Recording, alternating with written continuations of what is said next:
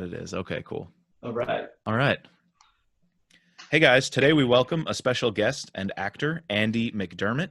Andy is the star and creative genius behind the short film Mitch Rapp Off Book, which is available for free on YouTube or at their website, mitchrappfanfilm.com. As a full-time actor, host, and influencer in Hollywood, Andy has appeared in over 30 films and TV shows, including national commercials and ad campaigns. In 2016, he approached friend and director Paul Denegri about an idea to produce a short film based on the works of one of his favorite authors, Vince Flynn. And so Andy McDermott became Iron Man, and now he's with us on Mitch Rapp Pod. So Andy, thanks for joining us. Good morning. Thanks for having me. Yeah, I know you're a big rap fan and reader. So can you tell us how you initially got into the books, and then eventually where did the idea for this film come from? Yeah, sure. Well, we have to go way back. I after graduating from Northwestern, I started playing soccer. Never really thought I'd be a professional athlete, but just kind of fell into that and kept going with it for a while. But that allowed me to have some free time, and I was not a voracious golfer like a lot of pro athletes or anything like that. So started reading, and this was back in 99, 2000. So I think it was probably Term Limits was the first book that I picked up, and just fell in love. And so I've been one of those guys that has read it. The first couple of weeks it comes out every year or every year and a half, 2 years, and that was kind of just throughout all different adventures of my life. Played soccer for a long time, ran a martial arts school during that time as well. And then when my wife and I started our family, it was time to get a real job and retire from soccer when I realized I was never going to be David Beckham.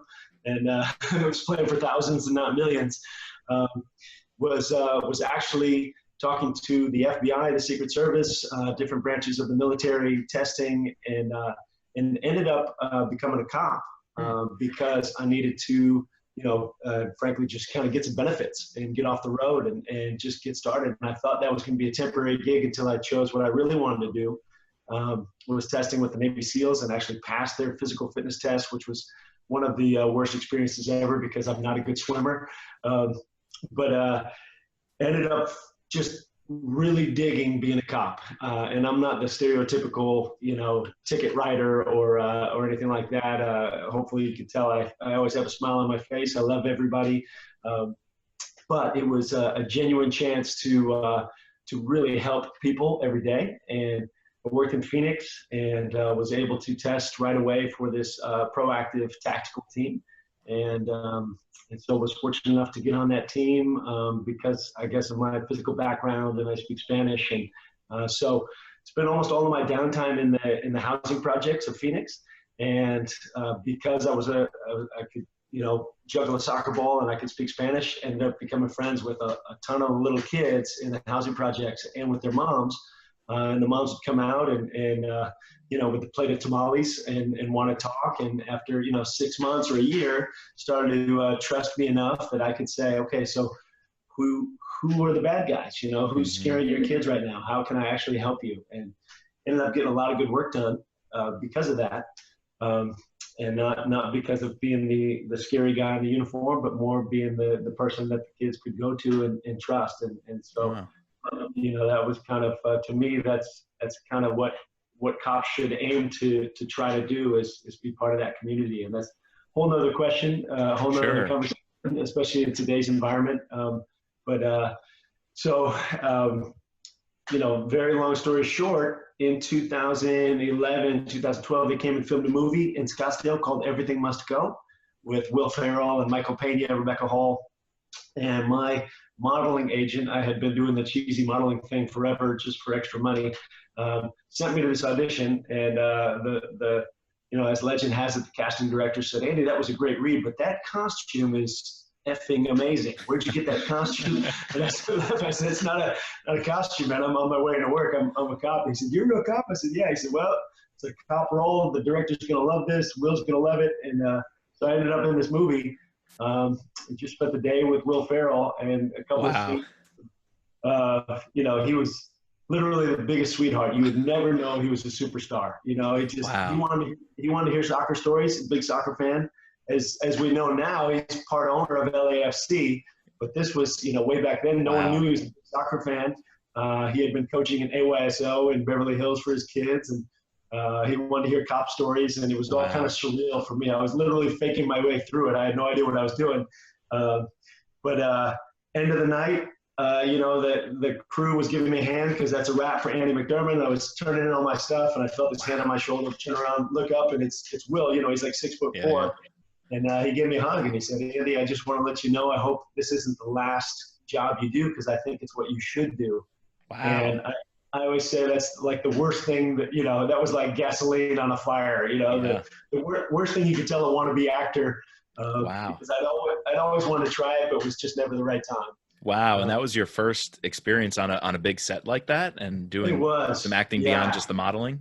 Wow. Yeah, that's exactly right. I had done some kind of like minor commercials and things like that, but that was the first time in front of a big camera, and just, caught the bug. And that's something.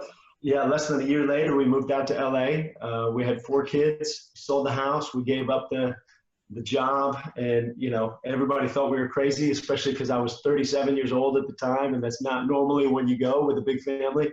But we were there in LA almost 5 years full time. Wow.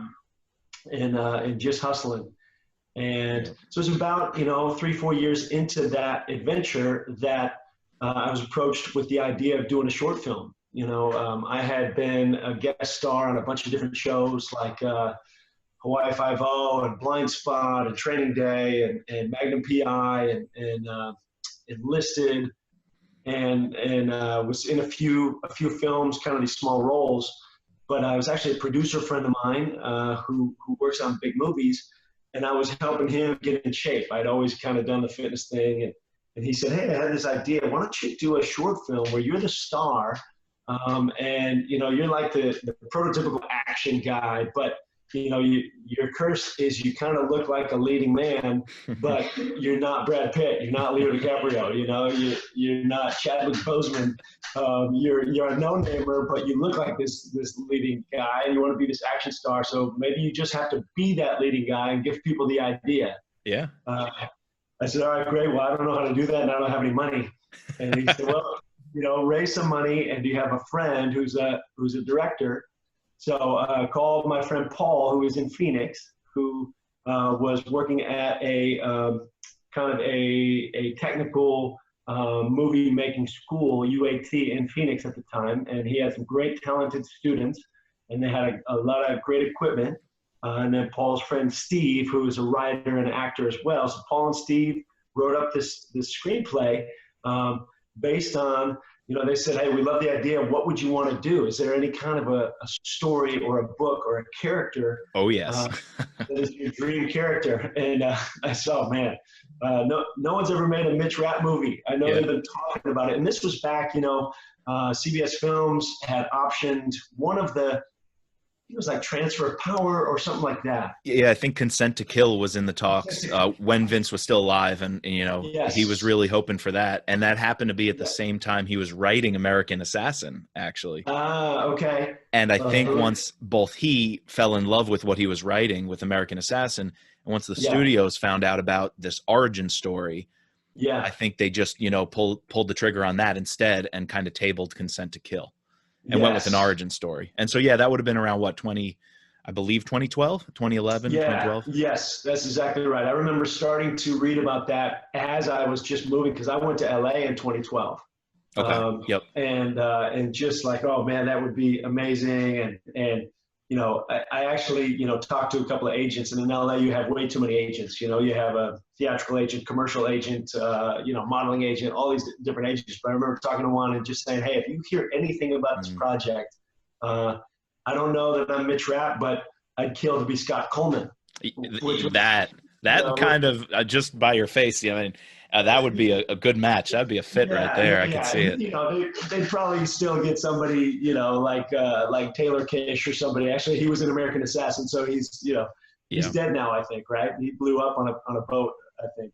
or was at the end of that movie, I think was driving away on the boat. And they changed so much from the book. So it's like, right. What story are they trying to tell, to be honest with you? Yeah, that's exactly right. So while you were hoping and, kind of pushing and angling to see if something about the way they were doing that film could work out, in the back of your mind, were you still thinking, I'd want to play Rapp in this independent film? And was that seed planted yet? It was years later because that got delayed. If you remember that Lorenzo di Bonaventura. Who was the Transformers guy, very successful guy. They delayed, and then I think Vince passed in 2013, 2014? 2013, yeah. 2013. So I think that all got delayed. So this would have been 2015, 2016, late 2016 that we had the idea to do this. Because we filmed, I think it was Halloween weekend, 2016. So late 2016. So we came up with the idea to do a Rapp short film, to make it fiction, but based on Vince's universe. Based on the backstory of Mitch, and basically everything that I had known about him. I felt like I had known Mitch at that point for 16 years. Right. And so just tried to become him as much as I could. We raised, about $8,500 from friends on Indiegogo. Okay. And had this army of volunteers to help us film. Steve and Paul scripted up a screenplay, which is about a 12-page. They say it's roughly a page per minute. Sometimes a little bit more if it's more action. As you can tell in this short film, it's just basically a 13-minute action. All action, nonstop. Yeah, right. Yep. Right. Minus that first scene, which does another thing of establishing, like you said, the universe Vince created. Well, it's so important to have that political piece of him trying to convince the bureaucrats and the leadership to authorize the mission. And we don't want to give away too much to the listeners who haven't seen it yet, but who definitely will go do so after this interview. But that was a great scene to have the bureaucrat kind of pushing back against Mitch, and Mitch saying, I'm going to do this anyway, and having an Irene Kennedy there. I feel like that scene set the stage to show you guys were going to respect what Vince tried to do in the books.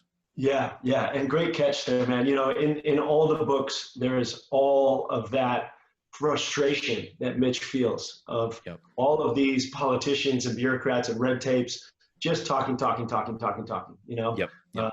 And he cuts through that. Yeah, that's exactly right. And then he always realizes that all this talking is not going to solve any problems. Let me just go fix this problem. And so we knew that we needed to at least allude to that. And it's hard in a short film to incorporate a book, but just kind of, that's why it's fiction. We knew we had to make it up and not base it on any one story.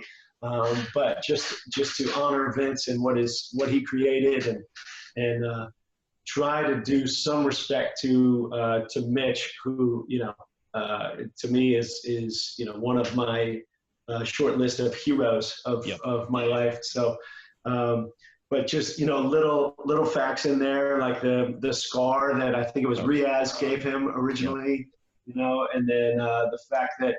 I'm very right-handed, but in the movie, in the short film, tried very hard to be left-handed. Yeah, I think there's one key scene, and people who have seen the film will know what I'm referring to. That was very Mitch-esque in terms of the action. I'm trying to remember if you use your left hand or your right hand, but was that the type of scene, or even when he's shooting, when entering the first action scene? Yes. Is that when you were really cognizant? Yeah, exactly. So speaking of getting that right with Mitch, what else were the important qualities or characteristics that you knew had to come through? Because to reflect Vince's work, the number one thing you have to get right is Rapp. And a lot of people may agree or disagree with how American Assassin did that. So what was your goal in this film of getting that piece right? What other qualities or characteristics had to come through? Yeah, absolutely, man. I look at it as like in a small world of alphas, or the alpha wolf or the alpha lion, Mitch is the pinnacle of that. He is absolutely the top of the food chain. And so I don't think he wastes words. He's very economical in words, and he's supremely confident. And it seems like almost everything he says has sarcasm, or he's a smart ass, and he's so clever and so sharp that he never needs to feel like he needs to convince anyone of what he's saying, because he knows it's right already, but like the interactions with him and his kind of partner, his colleague that, he's trying to rescue in this story anyway. Yep. It's still in the most dire life and death. It's still kind of laced with humor, or Yep. we tried to anyway, because, even in the books, in Mitch's darkest moments, he's been there, Yep. and that was taken a little bit, from, I could relate to that, or I could feel that a little bit. I kind of was in some life or death moments myself. And in my mind, it was always like, okay, I could either be scared to death here, or I could kind of laugh about this, or I could, keep going. And so I think that's kind of a survival thing by, cops or military or special ops or operators that I worked with. Sometimes I think the public is offended if they see a big crime scene and you see some of the operators, men and women, standing around, they might be laughing. Yeah. And I always try to explain that, look, they don't mean any offense. They're not laughing about what just happened. They're just laughing because if we internalized, if we felt, if we digested all of that stuff that we have to deal with every day, you literally go insane. You'd be compromised. Yeah. You can't feel that. You can't take that in. You compartmentalize it and then put it away. Yep. And then you laugh about some craziness and then you move on, Yep. We see that a little bit more with the more recent Mitch under Kyle Mills. He definitely has a bit more, and maybe it's as he's older and he's been through more, a little bit more sass.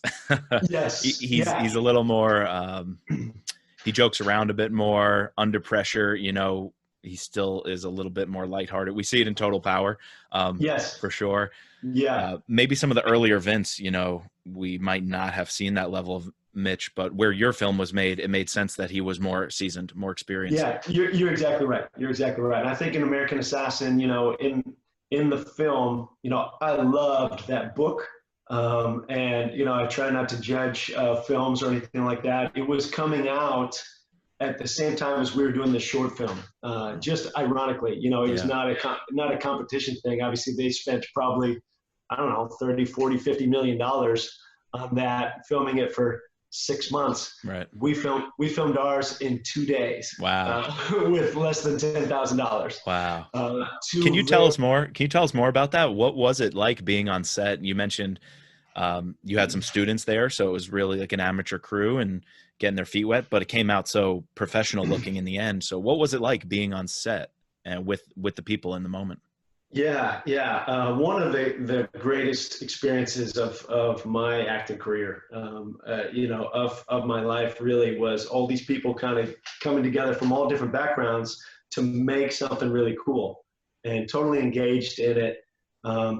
And just a monumental dump of energy and adrenaline because, we asked for, there's a guy, Richard Ryan, who was the stunt coordinator, who was this kind of legend in the martial arts world in Phoenix, who had a bunch of his students, these big burly guys who became the stunt guys, and in this film, Mitch, dispatches about 30 bad guys, and so we had maybe 9-10 stunt guys, and that's why they had to wear hoods or different masks, because we had to kill the same guys over. You recycled them. Yeah, that's right. And I was in LA, these guys were in Phoenix. So we did some of that rehearsing over video, and I was given the stunt, the fight scenes. There's several different big fight scenes. I was given that, and I rehearsed that in my apartment in LA.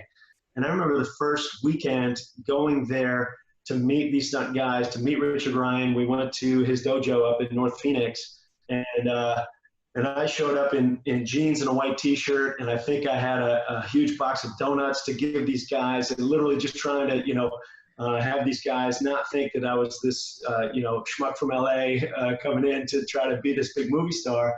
How can I humbly, work with these guys? And it wasn't until we got set up to do one of the big fight scenes, and Richard's like, all right, well, we might as well try this because I know we're going to have to fix, 1,000 things. And we filmed it, and, it went off without a hitch. And these guys didn't know that, I had a life of martial arts, that I was, a third-degree black belt and had been in, obviously some fights for my life as a cop. And but, they knew me as this Hollywood actor dork. Just we nailed it. These guys were really good. They were really sharp and nailed the scene. And there was a moment of silence, there, and then everybody just started clapping. Yes. And it was like this relief over all of the room. You were initiated into the tribe. Yeah, that's right. Kind of makes me think of McDermott's not going to blow this. It was there ever a Stan Hurley character? Was there ever that expert looking over your shoulder? I feel like, or maybe not even with the action, but you had a pretty famous, or at least the most recognizable actor on film that I saw was Jim Morrison, known for his role on the TV show 24 as Bill Buchanan, the head of the LACTU. Yeah. What was it like working with him? Was he ever intimidating in the actor sense, having so much experience? Yeah, he was amazing. I wish I could have spent 2 weeks with him. Yeah. If this was a feature film, then those scenes at the beginning would have been expanded, and there, I would have killed to spend more time working with that guy. As it was, I spent probably an hour and a half with him. Yeah. We flew him in. We had raised enough money. This was a guy that Paul had always loved and wanted to work with, even from back before 24. He talk about some gravitas on screen, and a true professional. He didn't need to look at his lines. I mean, this was a guy that he was willing to come in for, a certain amount of money and do a passion project. I think he felt the passion in me and in Paul, and came in, nailed his work, and flew back to California, So, but he was awesome, man, and that's definitely a character that could have expanded had we had 2 weeks to film instead of 2 days. To your credit, though, you rose to the occasion when you had to combat him as Mitch. You had to show you weren't going to just follow his orders, and he had such a commanding presence in the film. I would imagine a commanding presence on the set, just with his experience. Yet you had to show that you truly were Mitch, and you weren't going to cower from that. And so, you made very clear with your acting that you were not just going to follow his orders blindly and stay back or sit back. You were going to go get your friend. And so I felt by having the gravitas of him in the scene also allowed you to show that you were going to play the game equally as well as Mitch, but also as yourself as an actor. Yeah, right. And I think, we tried to kind of convey a little bit that Morrison's character had been there, 20 years earlier. And, he actually did a good job kind of nuancing that performance a little bit, that he was probably an operator at some point in his life, and now as a bureaucrat, and he's got his hands tied by, the rules that he just says, I forget exactly his line, but, you know how it's done, Mitch, you know these rules. And Mitch was like, well, BS, there were a couple of looks. There were a couple of looks exchanged, like, Mitch, you got to do what you got to do, and I understand, and I'm not going to hold you back. Yeah, that's right. But it wasn't stated, it came through with the looks on camera. And that's one of my favorite things about acting is I learned early on it's an exchange. People think about acting as one thing I don't like is monologues, because a monologue is basically a performance. It's like, I've memorized all these words, I'm going to say all these words, and now you clap for me. That's not really life. If this was a scene in a movie, it'd be about our exchange and me actually hearing what you're saying and then having to react to that. And that's the connection of human connection. And so with a guy like James, when he looks at you, there's just this immediate connection. You know, he's got this eye contact, he's got this power, and so you're right. I had to feel like not Andy. I had to feel like Mitch. How would Mitch be in this situation? Mitch wouldn't be intimidated by that guy at all, but probably would respect him quietly, even if he might not admit it. You know, but it was kind of a really cool moment to work with a guy like that, because you get to that give and take. Yeah, that's great. It definitely came through as well in the final film. So, I've heard so much, but to start wrapping up here, I'm curious, where did the title Off Book come from? It makes a very clear distinction that you're going to still be in the franchise. You're still going to want to continue the stories that we have in the books, but you're also writing your own. You're going off book, made me think of off script. Is that something you were going for? And were you ever in touch with anybody on the book and the publication side throughout this process, or completely you guys were just going out there and going off book? Yeah, I have a couple of screenshots that I saved. We had some feedback from different groups, but probably there was probably 5 or 6 that really touched me. Probably the best one. I'll see if I can hold this up so you guys can see it at the bottom there. Oh, hey, that's Vince's brother Dan. All right, and he looked like a badass. All right. Yeah, and then another one from someone who was a kind of a lifelong reader, like me. All right. Yes. Yeah. I mean, that was the kind of thing, like, we made this to kind of show, Paul ended up going and starting his own business, not doing narrative filmmaking anymore, but he's doing a bunch of different projects.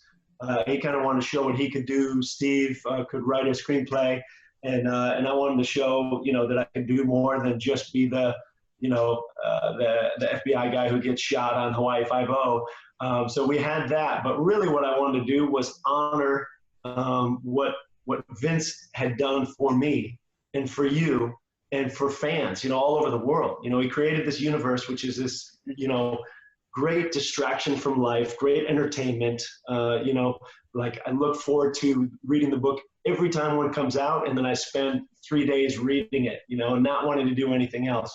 Yep. And that's been 20 years of my life that I've loved that, So how do we honor that? How do we make something, quick and entertaining? Obviously, it's not going to win any Oscars. It's not the, the Gone with the Wind piece of art.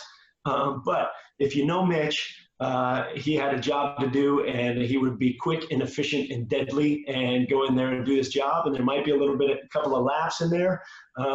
And we did it all in literally 2 10, 15-hour days. And I don't know if I've ever been as tired. At the end of that second day, we were filming that rooftop scene, almost filmed chronologically, because it was this great old abandoned building in Phoenix that we rented, and we filmed through the basement. And, this literally could have happened in this building, because it was this old abandoned, felt haunted building, ended up on the roof at the end of day 2. And that was Richard, who was, kind of the end fight, who was the stunt coordinator. The big battle. That was the stunt coordinator. Yeah. Wow. Yeah. Okay. In the epic battle at the end. Yeah, this amazing guy. And, we did that without, stunt doubles. We did that without padding. And we're both exhausted. And it was literally probably 10 at night on the second day. And I think Paul and I had a conversation like, should we hold off? Should we do this? And I said, Paul, if we don't get this now, we're not going to get it. So let's just get what we can. And it ended up, being great and different than we had envisioned, different than we had scripted. But, in Hollywood, sometimes they call that a happy accident, that, you get what you can. And then those guys, Paul and his team of editors, did an amazing job putting it together and editing and doing some visual effects. A lot of the stuff that you saw there was done with his artistry of visual effects, which is what his company does now.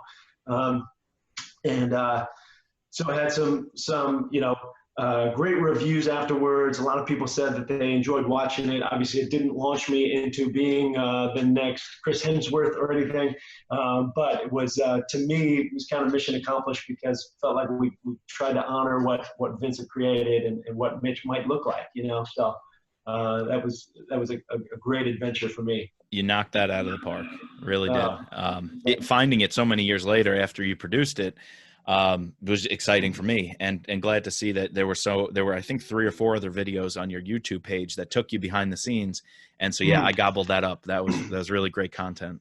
Yeah. Well, thanks, man. It's it's awesome to talk to you about it, because obviously there's so much passion behind what you're doing, and now this new podcast that you guys are doing, and to connect with some other rap fans out there, and to be able to tell them, look, I was not trying to recreate the wheel or anything like that. It's really an honor piece to try to honor what they're doing and not try to combat or be better than Dylan O'Brien or anything. It's a different world, different project. There's no reason why there can't be two things that are just tribute to the man himself. Well, as you said, mission accomplished for sure. Yeah, and Thanks, we hope Mike. to hear from some of our podcast listeners once they get to check out the film, see what they thought about it, and we'll definitely loop you in. But how can listeners find you or your work? Where can they reach out to find your presence online? Yeah, well, I'm on social media at Andy What's Next, and a lot of that these days is fitness stuff. I got to work on a show last year, Magnum PI. Got to do still in kind of the commercial modeling world. Up here in Northern California right now, working on a project in a big sports soccer training facility that I got pulled up here to do. But actually took some time during these last 5 months of this pandemic and wrote a couple of projects. One is a TV show pilot, and one is a feature film. So you never know. I mean, you throw things at the wall, see what sticks, but pretty excited about both those projects, and would hopefully at least be able to be FBI agent 2 that dies in one of those shows. So you just never know how it's going to work. Well, if anybody ever asks, definitely put your name in for Scott Coleman in any future productions. I see that fit like a glove. Yeah, me too, man. That's a dream. Scott is kind of an unsung hero in the books. He's always been one of my favorite characters. Yep. And in a world where Mitch Rapp trusts very few, Scott is a recurring theme for now 15 years or so. So talk about a squared away guy. He's a fan favorite too. Yeah, absolutely. Hey, well, thanks for coming on the show. It was great to hear about your backstory. Thank you for your service in law enforcement and your community policing model. That sounds like something really important for the country as a whole to be looking at in the future. Yeah. And thanks for telling us more about this film. We're so happy to talk to you today. Thanks for coming on. Hey, Mike, it's absolutely a pleasure. Keep doing what you're doing, man. I think it's fantastic. Yeah, check out the podcast. Let us know what you think.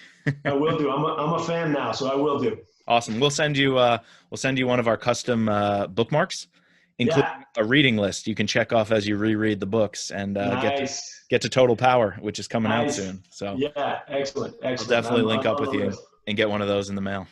Excellent, Mike. Thanks so much, man. I appreciate you. Again, thanks for taking the time. Okay, my pleasure. Great. All right, take care. See ya.